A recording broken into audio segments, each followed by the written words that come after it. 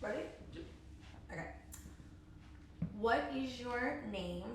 Please spell it. And what is your class year?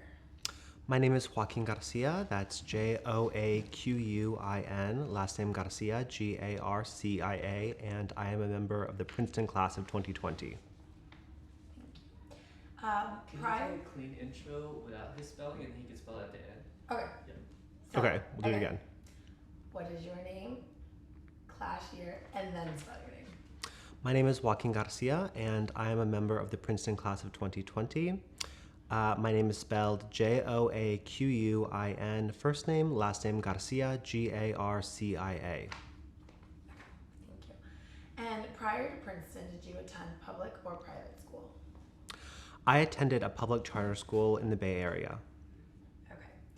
And to prepare for Princeton, what did you do socially and intellectually? To prepare for Princeton socially and intellectually, I attended basically a very, very rigorous high school, I would say. I don't think the culture shock was as strong for me as it is for many Latinx or other students of color or first generation and low income students on campus because, to be honest, my high school in many ways was more difficult than Princeton. But that's kind of how I adjusted, I would say. Okay. And why did you choose Princeton? I chose Princeton for a couple of reasons. One of them had to do with the unparalleled opportunities financial aid wise. I graduated with zero debt. I had to take out no loans. I also decided to choose Princeton because it was one of the few universities that had a public policy, basically concentration or major. Other schools like Harvard have the Harvard Kennedy School, which is only for grad students. But Princeton had the opportunity to have undergrads major in public policy. I didn't end up taking that route, but that was one of the other reasons I decided to choose Princeton. I also chose Princeton because of its proximity to New York. I really wanted to be in New York, and have at least the city be accessible to me. So. Okay. And what were you what were you expecting coming into Princeton? And did Princeton live up to those expectations? That is a really good question. I don't know if I had a ton of expectations about what it may or may not be. I think I was a bit taken aback by the number of really conservative people on campus. I remember very distinctly sitting in the Whitman College dining hall one morning my freshman year, and I just was kind of being a bit, jokey about, I think, a Republican candidate in some state. And everyone at the table looked at me like I was crazy. And I was like, well, you agree with me, right? And I went around the table and I said, okay, well, right, I mean, you're mostly Democrats or something, or at least liberal or progressive or whatever. Every single person at the table when I went around was a Republican. Every single person. So that really took me aback and ended up, this conservatism, I think, ended up really informing a lot of my activism work later on campus. We had a lot of, we can talk about it, but there was a lot of backlash, even death threats against the groups that I was a part of. So we'll get to that. And so how would you describe your first impression of Princeton? I would describe my first impression of Princeton, honestly, as actually easier than high school. My high school was really cutthroat, really, I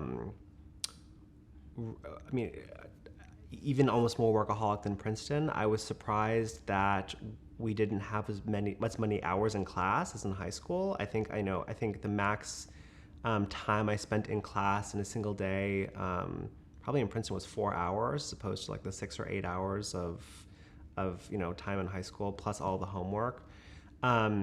It was a different kind of work, I would say. It wasn't. I mean, a lot of the high school work I did, I wouldn't just call it busy work. It was serious work, but it definitely. What was prized here more was a kind of intellectual introspection and kind of carefulness that wasn't as pronounced in high school. It was almost more of a kind of plug and chug kind of routine and kind of intellectual exercise in high school, I would say. So probably, I would say that. And did you feel like you fit in when you arrived to Princeton? That's a good question. I am not sure I really ever felt like I fit in at Princeton. Not only racially and ethnically as a person who identifies as Mexican American or Chicano, but also in terms of sexuality, identify as queer, and also come from a very queer family. I would say racially and ethnically, I mean, apart from, the kind of overwhelming kind of whiteness of campus, even among the Latinx community, it's mostly kind of people from Puerto Rico or Cuba or Central America, whereas in California, it's mostly Mexican Americans, Central Americans, Salvadorians, etc., Guatemalans. So it was just almost a completely different, kind of even among Latinx folk on campus, kind of a different culture that I wasn't as used to. I was expecting maybe more Mexican Americans, but there just weren't as many. Maybe I should have gone to Stanford, I'm not sure. But I would say that. As for gender and sexuality, I mean, I would say I spent most of my time on campus, all the time I was here, actually in the LGBT center. It was mostly actually queer people of color who kind of frequent the center, and so it was kind of a hub for me, I would say. But, there were times, and I never felt really safe on, basically, we don't have we have kind of underground frats and sororities on campus, but our basically frats and sororities are the eating clubs, these super selective institutions, basically where you're supposed to make connections, right, and meet people networking-wise. So, for example, I was really turned off because these organizations, to get into one of these organizations, many of them require you to share your parents' income and who your parents know, and what connections you have to the financial world or the political world, and it felt very alien to me because I don't have any connections to those worlds, family-wise. So it was definitely strange that it almost seemed like everything on campus was organized around some kind of hierarchy, whether it was eating clubs or kind of sometimes academic hierarchy or other kinds of hierarchy. But the biggest thing, the most pronounced thing for me was the kind of social hierarchy here. Almost all people talked about in the dining halls, it wasn't anything really even substantive. It was about eating club culture, where you got in or didn't get into kind of eating clubs. Who were the movers and shakers on campus, who had the most money in their family, all that kind of stuff. Just very alien stuff to me.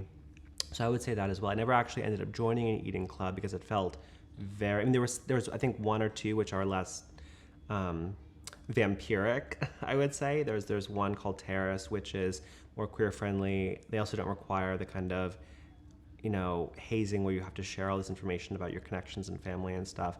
But I was fine in the dining hall. I actually kind of like dining hall food, so it never was a huge kind of draw for me. Also, in the middle of winter, if you are in an eating club, you have to walk sometimes all the way across campus, half an hour to get one meal. It just wasn't worth it for me. I was fine in the dining hall. I would mention that as well. As for queerness, I would say Princeton has made a lot of strides when it comes to gender and sexuality. I think we were one of the last, if not the last Ivy. Don't quote me on that, but I think we were lagging in getting an LGBT center. We got one, I think it was in 2001 or 2003, I think it was. I think, if I'm not mistaken, with our first director being Debbie Bazarski. But Princeton remains actually a very closeted campus. I think generally because we learned in queer history that some of the biggest movers and shakers, whether it was the trans women of color, Sylvia Rivera, Marsha P. Johnson, a Latinx and Black trans women who basically are credited in one way or another with actually starting Pride or starting that kind of LGBTQ movement or kind of initiating Stonewall, which was the LGBTQ uprising against police brutality in New York City.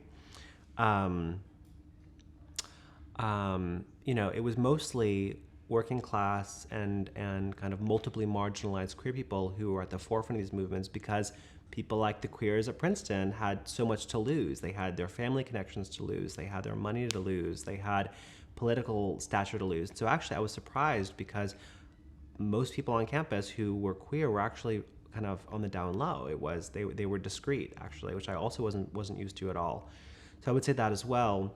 I would also mention that even physically, I felt unsafe on campus with regard to queerness. There was one time when I was walking back from the street, as they call it, which is a kind of eating club or fraternity sorority row near the kind of SPIA, which is the School of Public Policy, and someone, this gigantic, super bulky jock, he basically started calling me various epithets and made it very clear that he wanted to hurt me. And so I had to literally run away.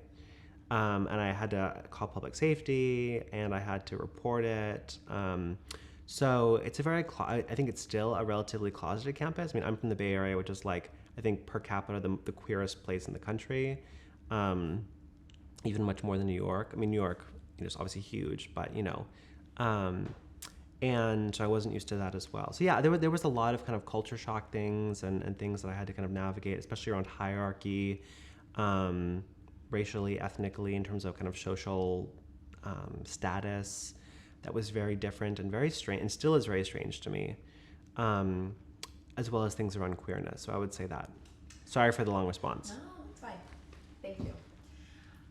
What was your major, and were there many other Latino students in your major? Do you think that took any role when you made the choice? That's a good question. So my major ended up being anthropology, and I got minors in environmental studies and gender and sexuality studies. Anthro, I would say, is one of the more friendly disciplines for folk who in one way or another are marginalized, whether racially or ethnically or in terms of gender or sexuality or class or other things like that. I ended up being really turned off by the kind of reductionism that was very clear in departments like economics or even the Woodrow Wilson School. It was just very little interrogation around various forms of hierarchy or oppression or kind of various social phenomena, which I actually found had actually a home in departments like anthropology. They were much more critical, frankly, much more rigorous than kind of the kind of reductionism which I saw in places like economics and the School of Public Policy, SPIA, among other majors. And they also were more inclined to incorporate contributions from continental philosophy, which in the US is not the dominant form of philosophy, and which generally is more kind of amenable toward theorizing things like gender and class and race, etc. So that's why I chose that major. A lot of my work within Anthro, even though it was pretty varied, actually focused on environmental issues because I, during my sophomore year, kind of had this gigantic wake-up call around climate change and the gargantuan threat that it poses to basically human life and other kinds of life on Earth, right? So environmental studies occupied a lot of my time as well. And my second minor, gender and sexuality studies, kind of just ended up happening because I was already taking classes in GSS, and I was able to get the minor very easily. So I would say that. Thank you. Did you take any courses that touched on the Latino related issues? And if so, which ones? Yes, I think probably the most obviously related course I took with regard to Latinx or Latino issues was Latino history. It was a good course, especially since I think in high school we had a very rigorous history program, which I'm very thankful for, and it really did help me, I think, in many ways at Princeton. But when it comes to the contributions and the lives of Latinx people who currently live in what is now the U.S., there definitely was less of a focus. I think mostly because a lot of U.S. history focuses on what I call kind of Eastern seaboard centrism, starting with, the colonization of the East and moving west, and Latinx folk, oftentimes in U.S. history, are kind of figured less obviously than probably Black folk because of histories of slavery, etc.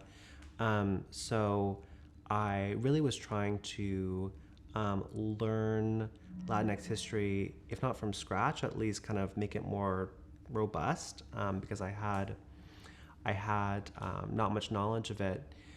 It was definitely a good course. I learned a lot of things that I really had no idea about, that I'm really thankful for. Apart from that course, I don't know if I took any. I'm trying to think.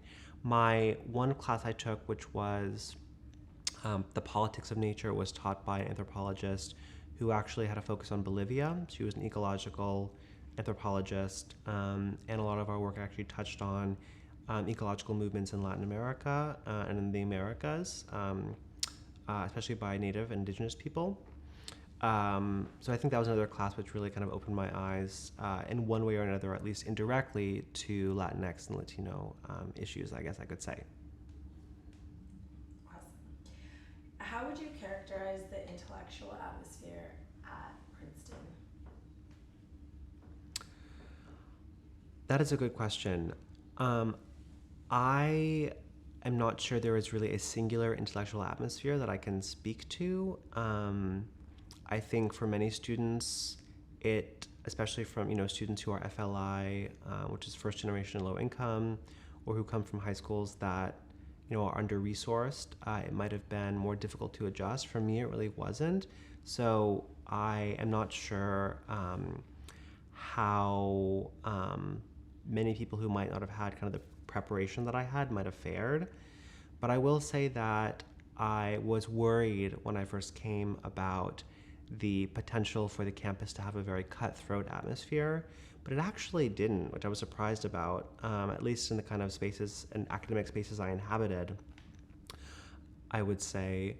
That said, as I mentioned earlier, there was definitely a lot of cutthroatness around kind of social hierarchy at the eating clubs and things around your family status and money and all the rest of it. But when it came to actual academics, I was surprised by the degree of collaboration that occurred on campus between students, at least in the kind of the major and minor that I ended up having, and also the vitality that existed and the willingness to really, discuss various things, which I felt like just didn't happen in high school. So I would say that.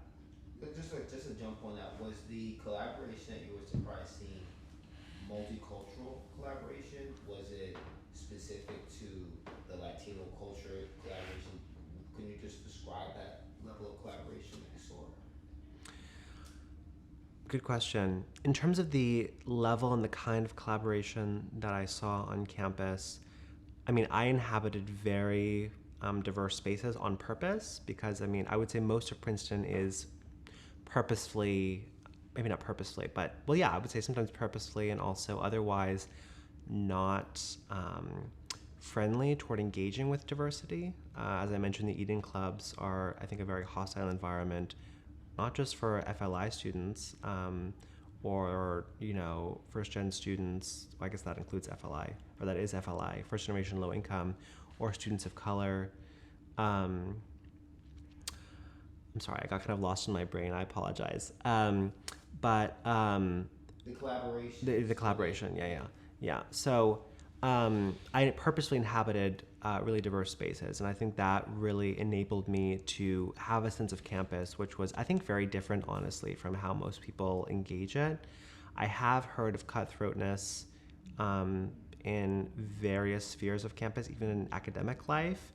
But at least I really felt like my major and the academic spaces I inhabited placed a high premium on exchange of ideas across various kinds of difference, whether racial, ethnic, gender, sexual, etc. That was actually really buoying for me, which I didn't expect. So I would say that. I hope that answers your question. That's good, thanks. What was your thesis topic and how did you find that experience? My thesis topic was on actually ecological mourning. The reason I chose this topic is because I actually currently work in environmental policy in California. And even though I believe very strongly and know that it actually is technically possible to combat climate change, the things that are politically necessary to combat climate change and avert basically global social meltdown are so gargantuan at this point and would have to happen so fast that I don't think it's politically possible, although of course I am trying. For example, the entirety of the global north, the US, Canada, Europe, Japan, Israel, New Zealand, Australia, etc., would have to reach not just net zero, they would have to reach zero carbon emissions by 2034. That's 12 years from now, to avert the worst effects of climate change, which again, most people don't know, but basically mean the potential death of most humans on Earth, kind of almost like nuclear warfare.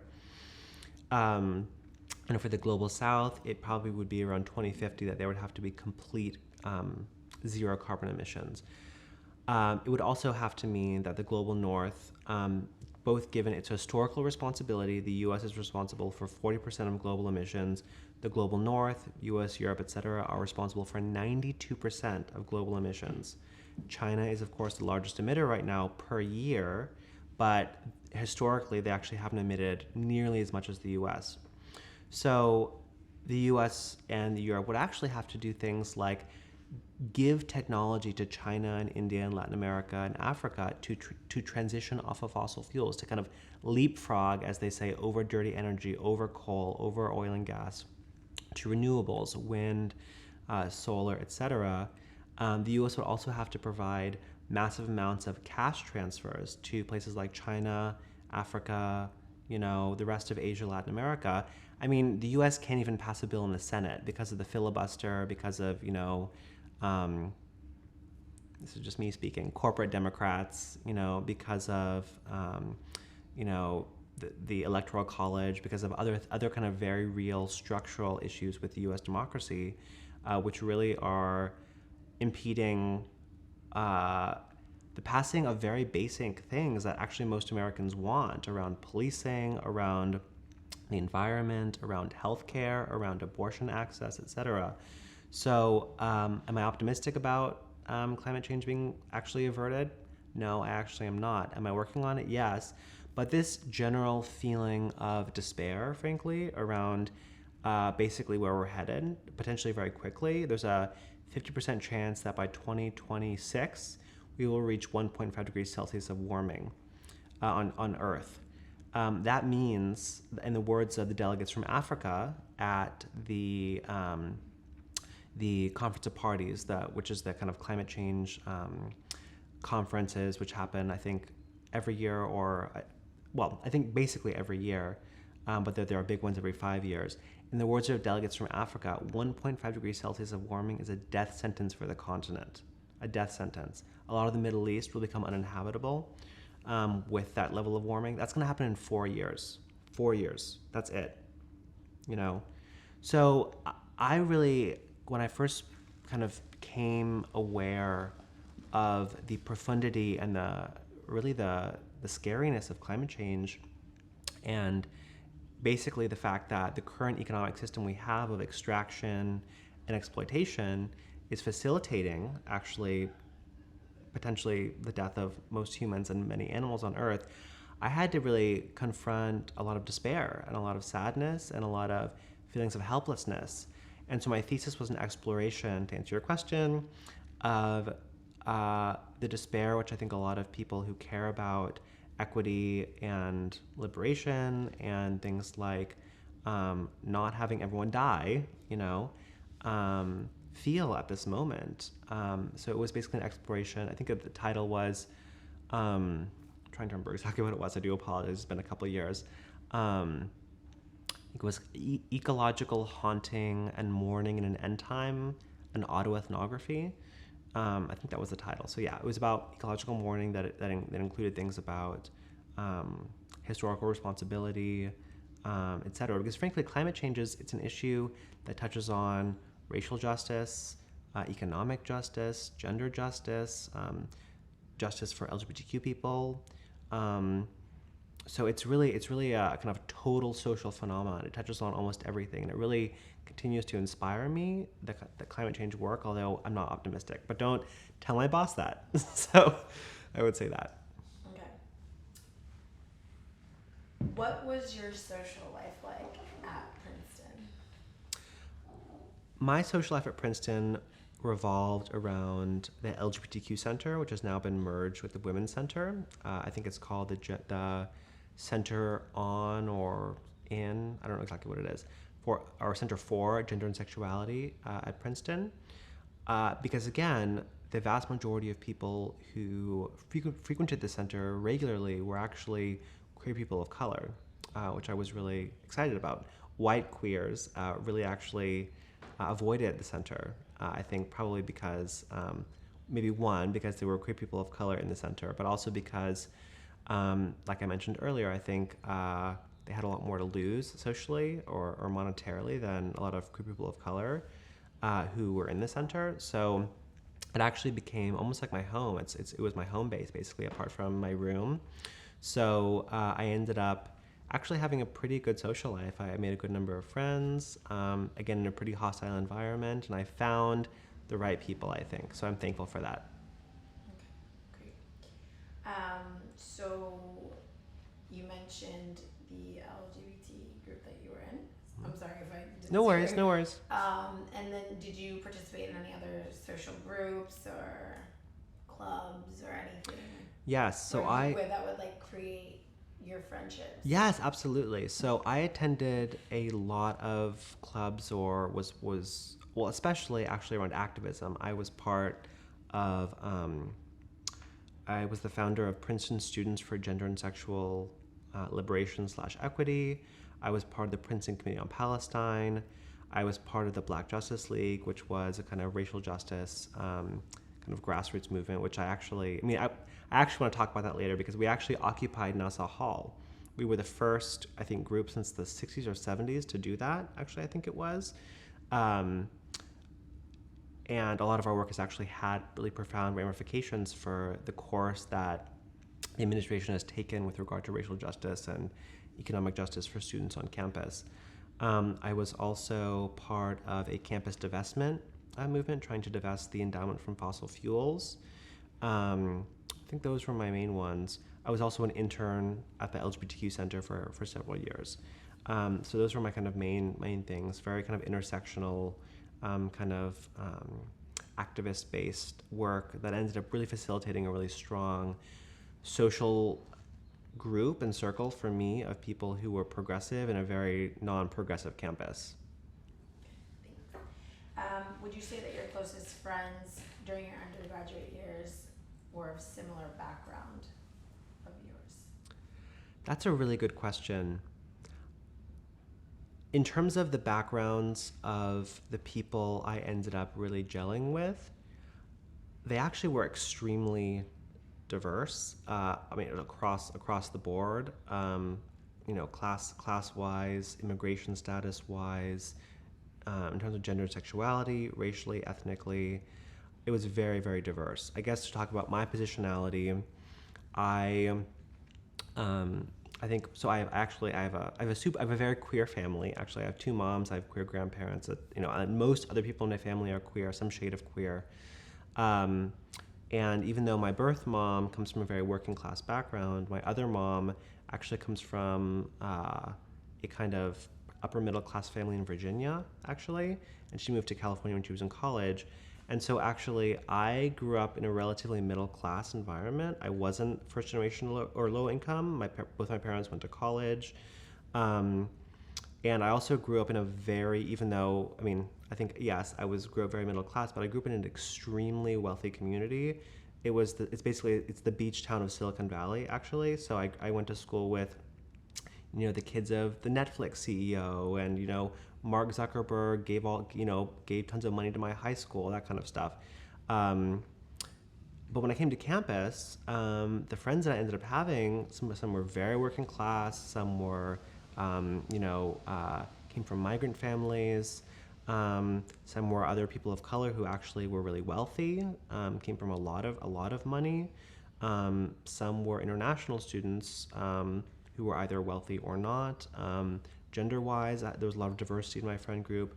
Sexuality-wise as well. So it really was that's one of the main things I actually really am thankful for about the campus.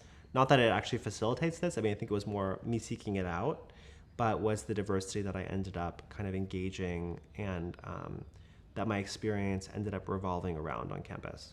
Okay. I know we already talked about eating clubs. Mm-hmm. We touched up on it in the beginning, but I'm just gonna re-ask this question. So, did you join an eating club? Why or why not? So you can just say, because Yes. you told us all Yes. about it, but you can just say. I did not join an eating club because of the general feeling of hostility that I felt in their hazing processes and their general social structures to people who do not basically want to engage in the pettiness of them asking about your family income and assessing your family connections and other things which are, I think, very toxic and very gross, frankly. There was, as I mentioned, one club which I thought of joining, Terrace, which is more queer friendly and it probably includes more progressives. But again, if you're in an eating club, you generally have to walk for every meal. I live pretty far south on campus, kind of the south, what was the kind of, I guess still is, the south western part of campus in Whitman College.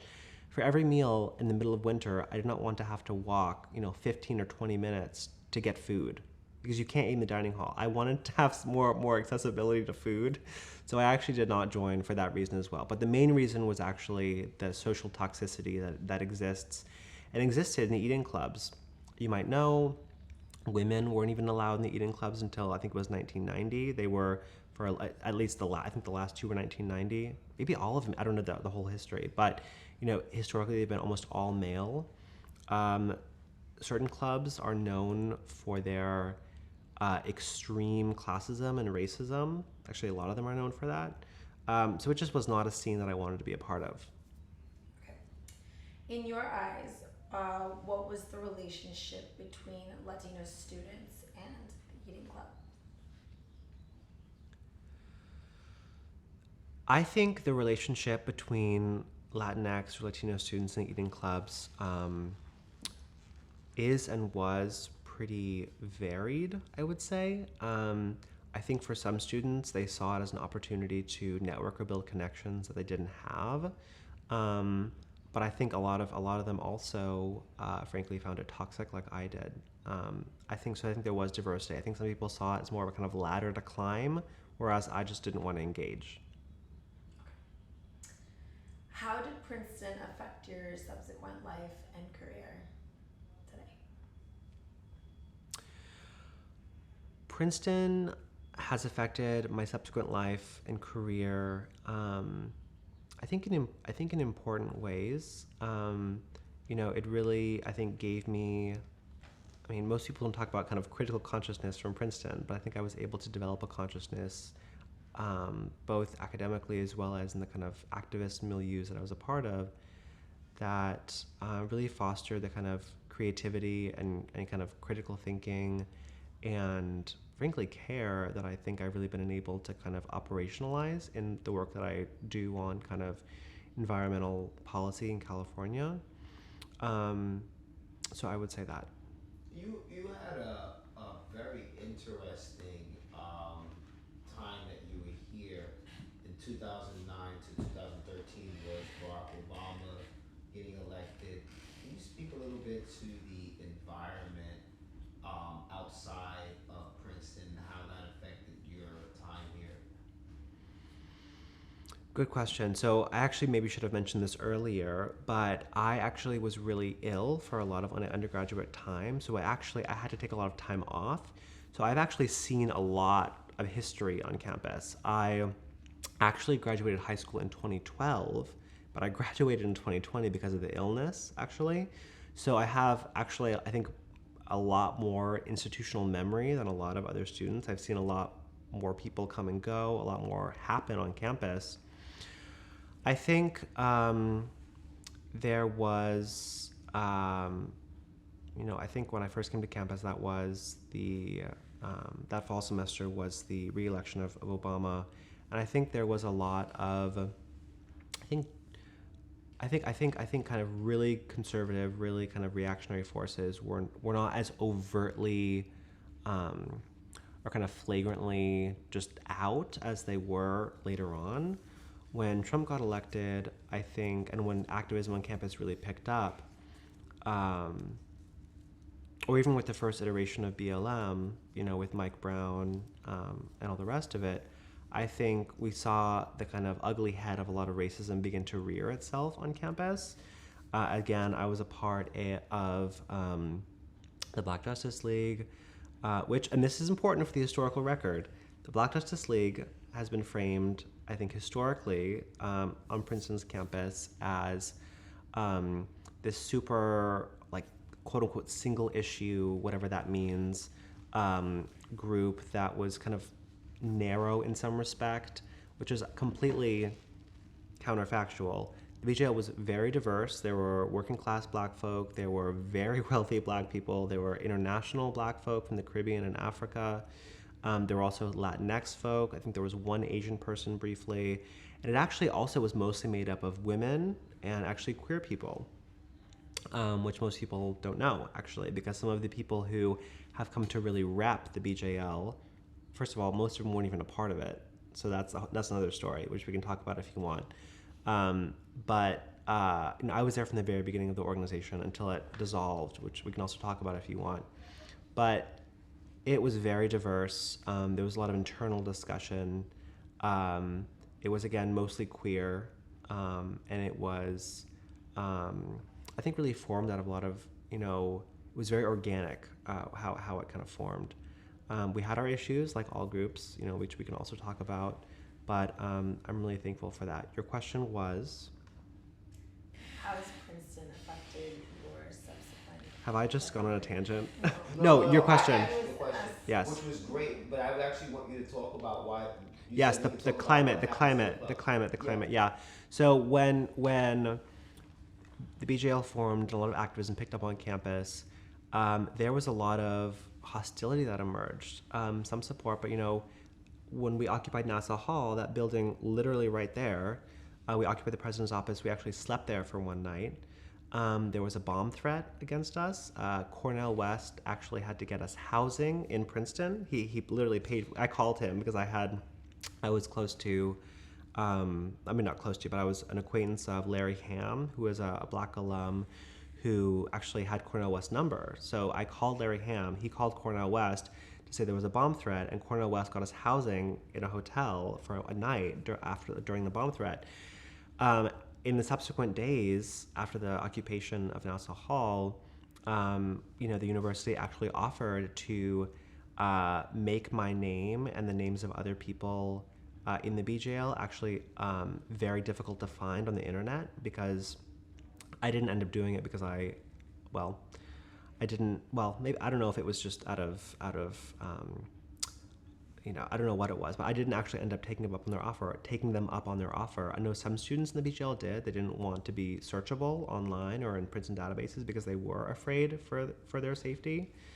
So I will say that as well. But in terms of other groups I was a part of as well, I first got involved with work on Palestine during the kind of, I think it was summer of 2014, shelling of Gaza, and that killed, I think, 1,400 Palestinians, I think it was, part of kind of an ongoing slow ethnic cleansing by Israel of Palestinians to kind of make, it's basically a settler colonial project, basically, although there are a couple things that are, it's basically a settler colonial, basically genocidal project. And it was when I first kind of became aware. Princeton has a very strong and active Jewish population on campus. There are Jewish progressives. There are also Jewish conservatives. I would say that, especially from some Jewish students, we faced also death threats. Even among Jewish students, there was a lot of infighting about Palestine. Even kind of veiled threats of violence, or at least kinds of force that were made against some Jewish progressives that I am close to.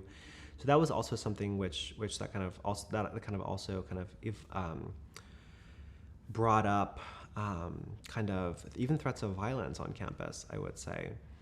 Apart from that, there was also, I think there are still movements to basically dissolve the women's and LGBT centers because they think it's just a bunch of hypersexual people, which of course completely effaces the fact that there are asexual people, there are lesbians, there are tons of gay men who are not very interested in just having, it's a total stereotype, right? So I became very aware very quickly when I began doing activism of the forces of a lot of conservatism and racism and homophobia and queerphobia and transphobia and classism that really run deep on this campus. Princeton historically has been called the northernmost Southern university because actually it was the school that a lot of the slave owner children and plantation owner children actually attended, as opposed to Harvard and Yale, which are seen as more Yankee schools, where kind of more industrial northeastern elites went. Princeton is where, the upper class, the slave owning class from Virginia and Georgia and Mississippi went to study actually, and a lot of our money comes from slavery. So I think it's important to put it in that larger historical context that Princeton, even in comparison to other schools like Harvard and Yale, is I think culturally more conservative and culturally more racist, if I can even say that. Not that Harvard and Yale have great histories either, but situates kind of the university in more of a, I think, a negative light in that respect. The president, okay, I didn't necessarily want to take heads, but I feel like this history needs to be on the books. So I'm going to say this, which is that Ives Gruber, the current president, he, when we first occupied his office, he just said things that were extremely tone deaf, even racist. He said we should be in this, in his office with probably hundreds of students in there. He said we should be thankful for what Woodrow Wilson did. Basically, Woodrow Wilson was an extreme racist. I can't speak to all of his history, but I think he resegregated various aspects of American life. He had a horrible. He just, in some of the things he said, he was just, basically fascist. Internationally, he had a horrible, deeply racist, deeply imperialist kind of tenure, I would say. But of course, prior to the BJL's and other groups' problematization of his legacy, which led to, for example, the renaming of the Woodrow Wilson School to the School of Public and International Affairs, the renaming of Wilson College to First College, because it was the first presidential college, but it had his name, the papering over of a lot of his, there was literally a gigantic photo of him in First College. Also, I think the kind of reassembling of and renaming, which I think is obviously very limited in various respects, of various things on campus. For example, the building we're currently in, East Pine, they renamed, I think partly because of our activism, the arch on the eastern side of the building, actually after a working class black person who actually, I think in the 1860s or 70s, was actually kind of, I think he had a convenience store on campus, or at least he kind of had a food cart. And I don't know, you can, his history is, there's a plaque, you can read about him. But there's been kind of a more of a shift towards a renaming of things, which I think is important. It's important who we value and who we memorialize. Those are very limited. I think one of the things which I historically have wanted and did want and still do want out of groups like the BJL, which again no longer exists, at least in that form, is also beyond renaming more. And this was an internal discussion we had, a discussion around really actionable things like in admissions, banning the box, which is kind of banning the box that says, do you have a criminal record? Because that disproportionately discriminates against, black and brown people who do have criminal records because of both structural, racism and inequality, and also because of profiling and things like that. So that's something which I wanted, and still in the works. Things about, I've been away for a couple of years, but one of the things we were also trying to fight for was as part of our distribution requirements. So for example, in in literature and the arts, in the physical sciences, and the biological sciences, etc., adding a diversity, distributional requirement, which would require students to take a class in, African American studies or Latino studies or East Asian studies, etc. And I think it actually, again, I don't know if that's passed, but that was something which also I think is more like actionable. It could actually make real change on campus. Also, having the university, for example, beyond just issuing reports on its ties to slavery, actually for doing things like, thinking about how it could provide reparations in one form or another, both maybe to, maybe to students in one form or another. I mean, that could take many forms, or even people in the community, right? Giving money to Black institutions or Native institutions. So I just think this was an internal discussion which we had, which I think is still alive and still lively, because what ended up happening, I think, is that the university took the easiest route, which was renaming things, which again is important, but in terms of the actual kind of material changes, which I wanted to see, and I was advocating for within the BJL and other groups, I don't think they've actually come to materialize yet. So I would say that. But in terms of taking heads, Eisgruber has changed his tone. He's the current president of the university, but he has a record of not being very friendly and even, I think, somewhat racist or flatly racist towards folk of color on campus, or just very tone deaf in a really kind of off-putting way. So I would say that, and I do apologize for the long-winded response. That's great. Great perspective. And then to close it off, is there anything you would want to tell young Joaquin, like from Joaquin today to younger Joaquin, with all your experiences here at Princeton and everything you've lived?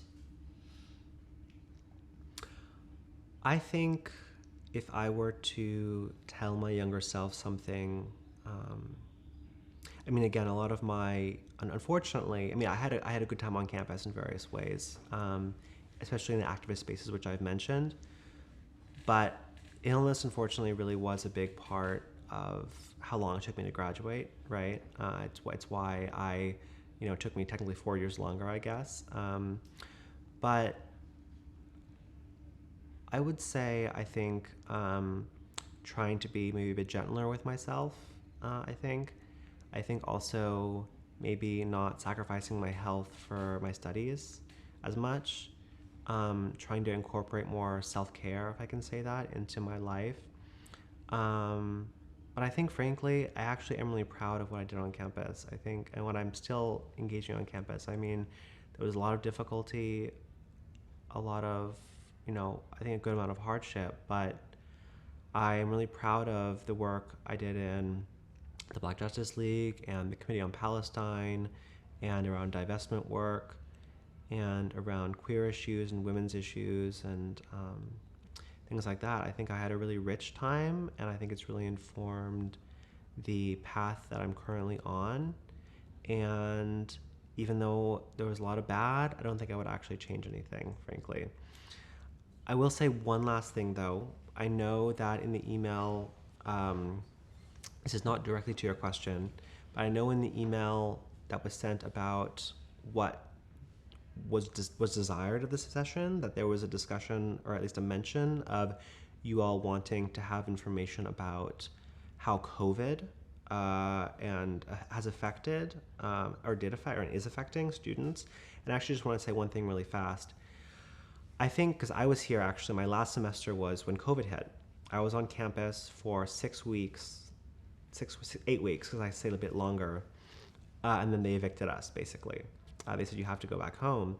And one thing I want to have also on the books, because I think it's also important to remember about this, is that I think the majority of people who stayed on campus were people who were already marginalized, whether it was because of, they couldn't afford flights home, or family abuse, or other things like that. And the university very quickly, again, it is and was a pandemic, so I understand the policing that went on in terms of who can be with whom, no congregating, etc. but this policing fell most heavily on students who were already policed in larger society the most, mostly, black and brown students, low income students. And so this policing of COVID actually ended up spilling over for students into policing, in a kind of double policing of both marginalization as well as COVID. And so I want to mention that because that's something which I think is not on the record yet. I haven't heard people mention much about it. So I think I would say that this policing led to a further marginalization or policing of already marginalized people on campus. I don't know how COVID is still playing out on campus. I mean, I haven't seen many people with masks on, even though we're in the middle of a surge. And I think, I guess right now, I'm technically guilty of that, at least in this room. But I do want to emphasize the COVID policing which has gone on campus of students who are already marginalized.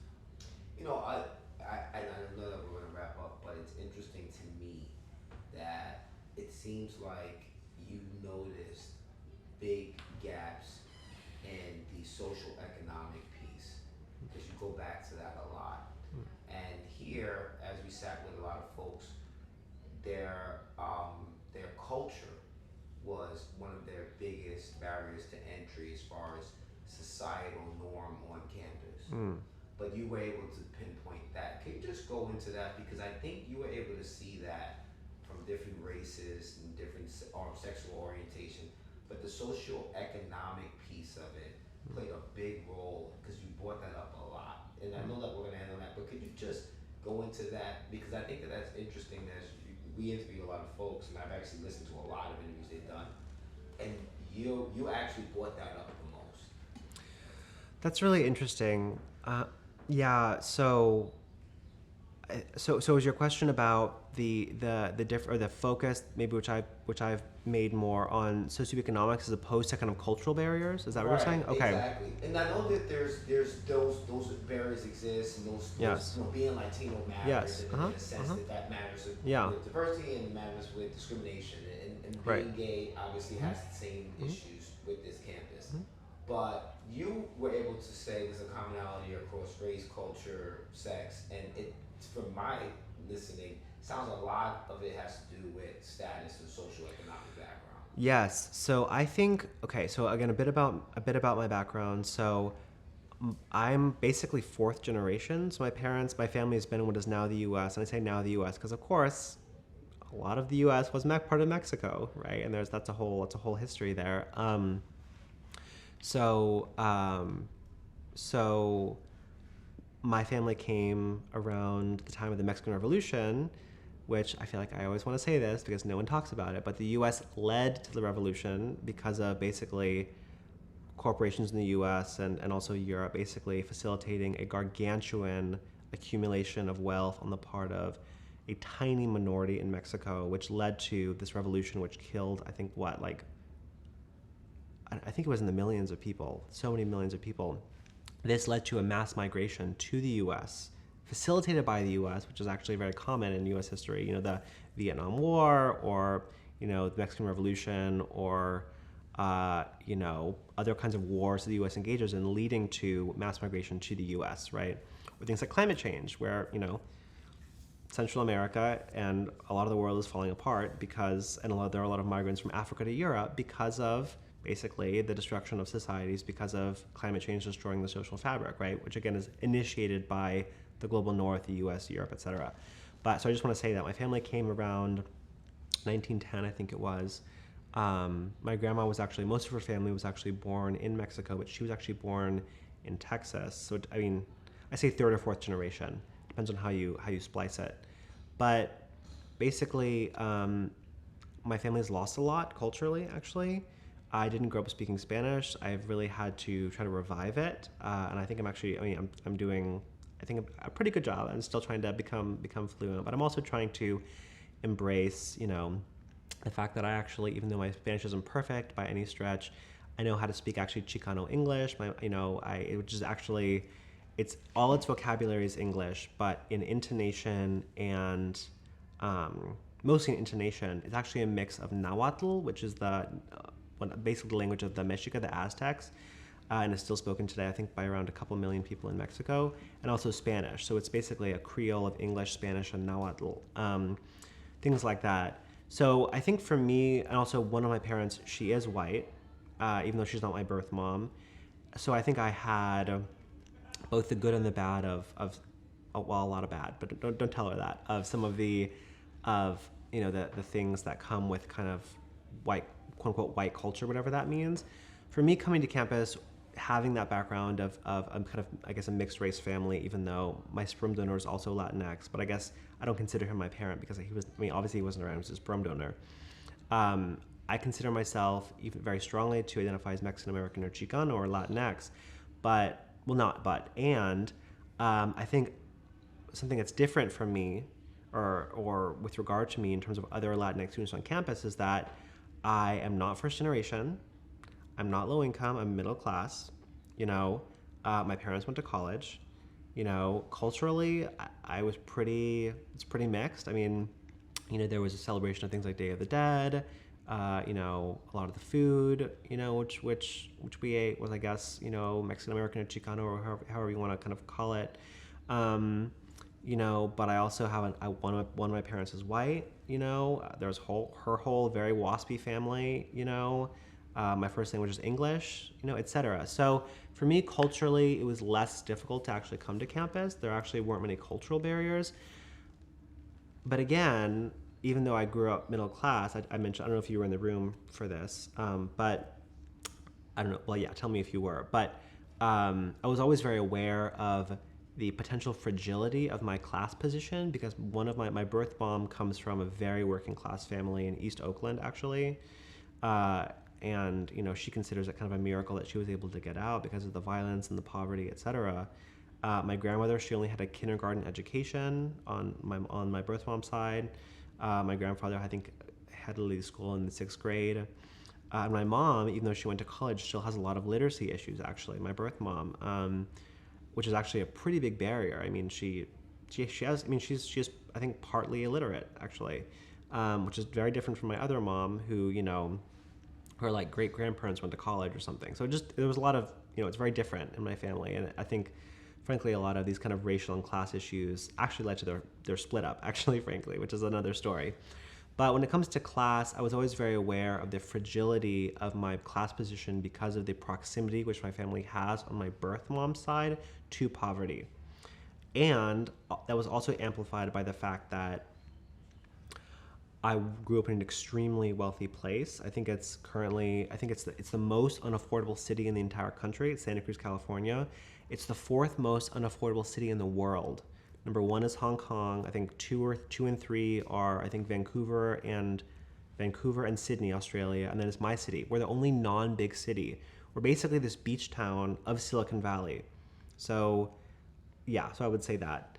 I went to school, with the founders of the Netflix kids. Mark Zuckerberg funded my high school. It was just there was so much money growing up in my environment that even though I didn't grow up, I guess technically by national standards, like working class, I always felt economically a little bit like, of course it's relative, right? I always felt like, wow, like one, there was a proximity to the ghetto, which my mom had, but there was also the fact that in comparison to literal billionaires I went to school with, my family had, relatively not a lot, even though again, in comparison to most people in the country, actually we did have a good amount. But I was always very aware of the class piece, and it really informed my time here. I think one of the other things I'll say about Princeton, connected to that, is that this is something which also really kind of, historically has turned me off from campus or turned me off from the kind of social life here, is that there was a very strong, and in some way I understand it, but it's also can lead to a lot of toxicity among Black and brown students on campus, whether they're Latinx or African American, Black, or Southeast Asian or whatever. There is a lot of attempts to just become like the rest of the millionaires, in the U.S. This very strong striving, which I don't want to discount, probably is rooted in poverty, and I know a lot of students of color especially Black and brown students who go to places like Goldman Sachs or other places, are doing it because they come from very little in the way of resources. But this culture of striving really in one way I understand it, but it also was very alienating because it seemed like even among very working class students on campus, this culture of accumulation and endless kind of consumption was very strong. Actually, the idea was you come to Princeton, even if you're poor, to become rich. That's the goal. It doesn't matter if, whether you're working in an oil company. There was just very little social consciousness around not only class, but also just how institutions like Princeton and jobs like working for ExxonMobil or Goldman Sachs not only affect working class people in the US, but are leading to things like climate change, and mass migration, things like that. So I think it became very clear to me when I came to campus that basically, the culture was a culture of money. Actually, it was a culture of a culture of hierarchy. It didn't matter if you were working class or not because your goal was to make money. Your goal was to basically become an elite. That was the goal. It wasn't to somehow come to some kind of consciousness around working class, your kind of working classness, and then become like an advocate or fight for more economic equality. The goal was basically economic assimilation. Actually, it wasn't actually like class consciousness, I guess you could call it, basically. So I think I would say that, and that's what I want to highlight because I feel like that that across the board, across racial identification, across class backgrounds, was a culture that was very prominent here. A culture of, dare I say, capitalism. I think the culture of the U.S. basically is capitalism. So that's out of that. But the culture of capitalism on campus is extremely strong, very, very strong. And I will say, this is the last thing I'll say. I'm sorry I'm talking so much. That's great. It's great. I'll just say really fast, which is that, Princeton makes a big deal. And, there is some truth to this, potentially, for some students of, touting diversity, equity, and inclusion, DEI, as the solution to problems like racism and classism, et cetera. I frankly don't think that a couple more black or brown billionaires are going to solve our problems. They're probably just going to facilitate the same, classism and racism that have existed and do exist. And that's the thing about Princeton is that I feel like the capital L liberal moves that the university makes generally facilitate a kind of superficial diversity and a diversity that could be made more profound, but oftentimes just leads to people, you have a black CEO of a weapons company, you have a Latinx CEO who works at a financial firm, which is, gouging and discriminating against low-income people who are trying to, buy a home.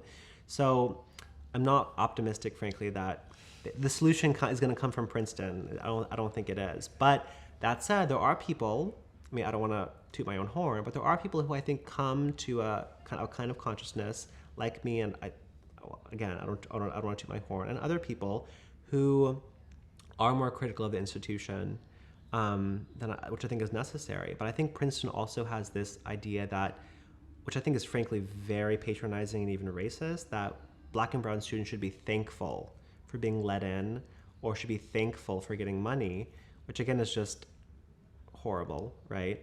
But I think it leads to a lot of deference on the part of black and brown students to basically not question the place that is Princeton, because basically they feel like they have to basically defer to their funders, actually. So I would say that. Thank you. That was amazing. That was great. Yeah, Cutting great. right on time.